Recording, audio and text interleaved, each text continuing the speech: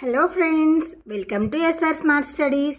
మన ఛానల్లో ఇప్పటికే 3rd class 4th class maths కంటెంట్లో ఉన్నటువంటి థియరీ పార్ట్ మొత్తం వీడియోస్లో పోస్ట్ చేయడం జరిగింది. And 3rd class EVS start చేసాం.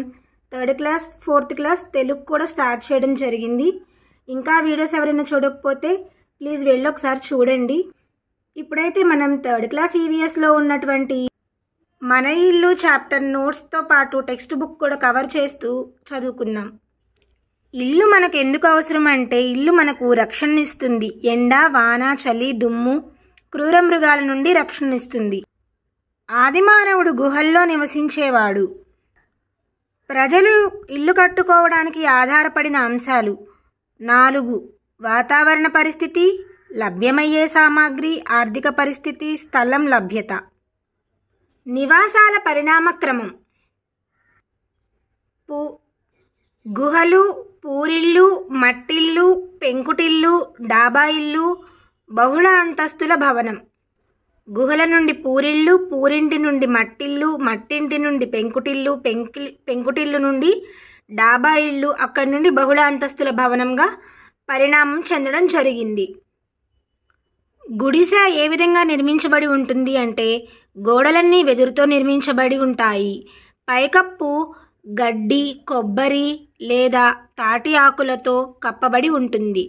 గుడిసె పైకప్పు ఎలా ఉంటుంది అంటే, గడ్డి లేదా కొబ్బరి లేదా తాటి ఆకులతో ఉంటుంది. గోడలు ఏ విధంగా నిర్మించబడతాయి అంటే, వెదురుతో నిర్మించబడి ఉంటాయి.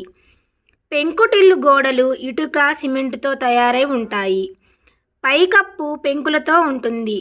వేప మొక్క మట్టితో తయారైన ఇంటిలో దిమ్మెలుగా మార్చి మట్టిని ఎండబెడతారు.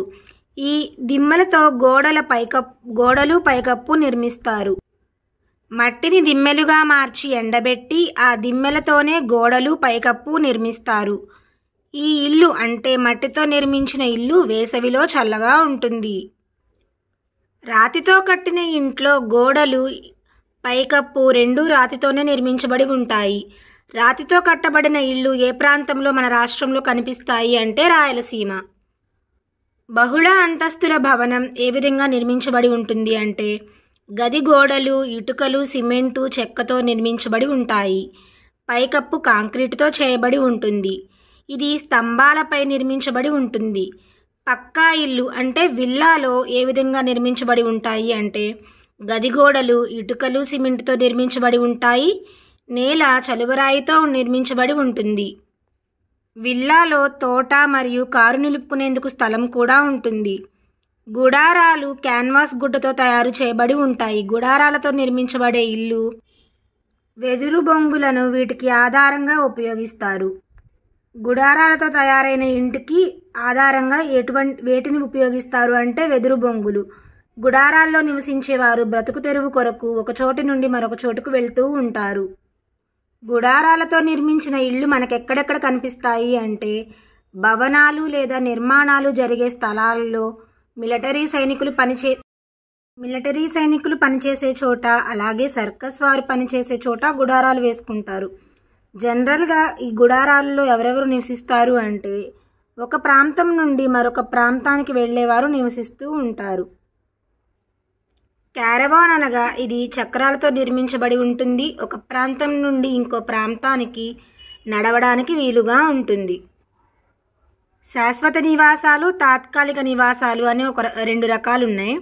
ఏ ఇళ్ళైతే ఒక చోట నుండి ఇంకో చోటికి మార్చడానికి వీలుగా ఉంటాయో వాటిని తాత్కాలిక నివాసాలు అంటారు.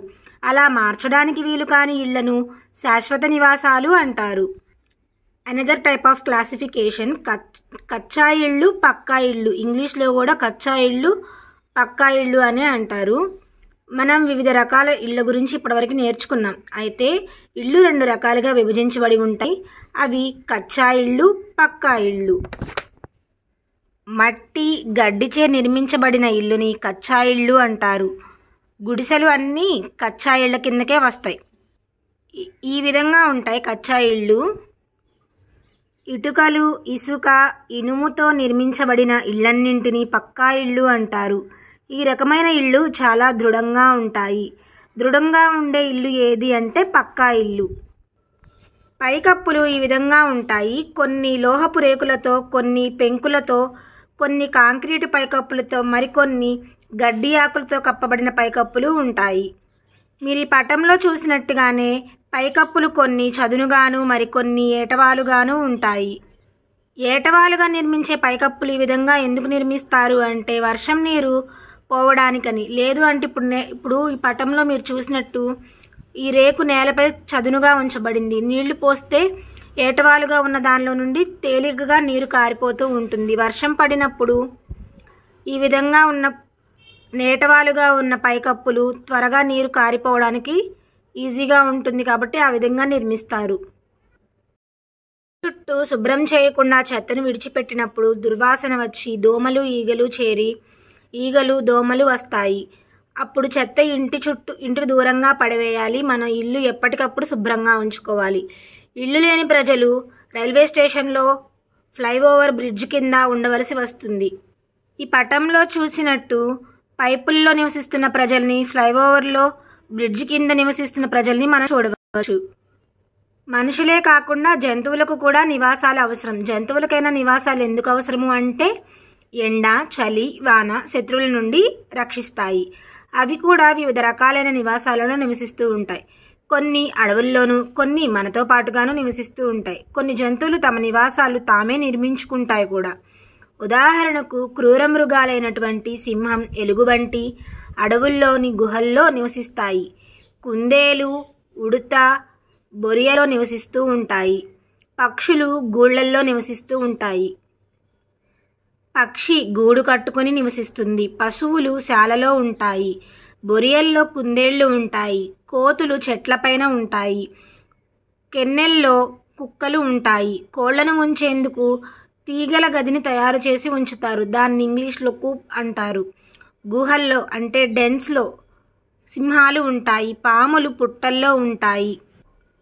పందులు పందుల దొడ్డిలో ఉంటాయి. వాటిని ఇంగ్లీష్లో స్టై అంటారు.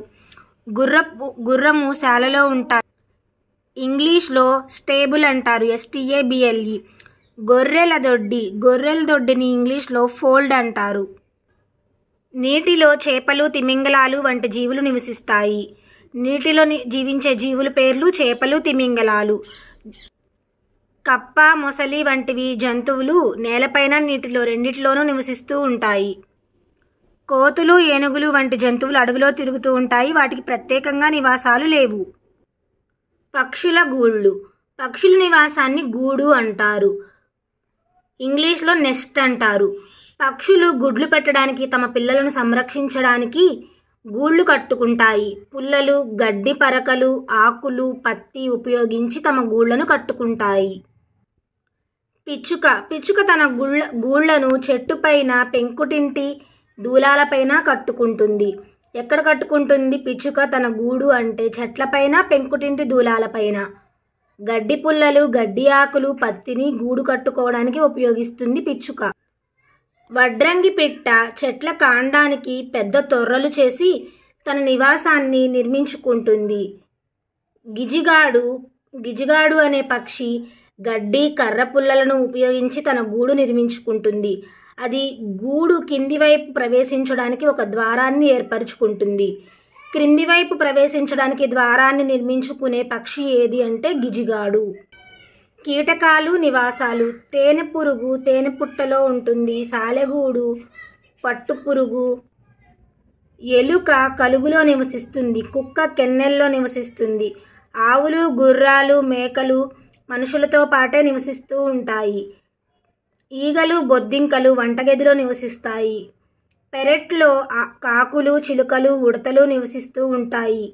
అదేవిధంగా బల్లులు, తొండలు కూడా పెరట్లోనే నివసిస్తూ ఉంటాయి. ప్రశ్న ఏ విధంగా రావచ్చు అనేది చూస్తూ ఒకసారి నోట్స్లో కూడా చూసేద్దాం. మనం ఇల్లు కట్టుకోవడానికి ప్రధానంగా ఆధారమైన అంశాలు ఎన్ని, అవి ఏవి? 4. అవి వాతావరణం, ఆర్థిక పరిస్థితి, లభ్యమయ్యే సామాన్లు, స్థలము, లభ్యత. క్యాన్వాస్ గుడ్డతో తయారయ్యే ఇల్లు రకం ఏది? గుడారాలు. గుడారాలను తయారు చేసే గుడ్డ పేరు ఏంటి? క్యాన్వాస్. చక్రము, టైర్లతో నిర్మించబడి ఒక చోట నుండి మరో చోటికి నడవడానికి వీలుగా ఉండే నివాసం పేరు క్యారవాన్. మానవ నివాస పరిణామ క్రమాన్ని తెలియచేయండి. గుహలు, పూరిళ్ళు, మట్టిల్లు, పెంకుటిల్లు, డాబా ఇళ్ళు, బహుళ అంతస్తుల భవనం. రాతి ఇండ్లు ఏ ప్రాంతంలో ఉంటాయి? రాయలసీమ. కచ్చా ఇంటికి ఉదాహరణ గుడిసెలు.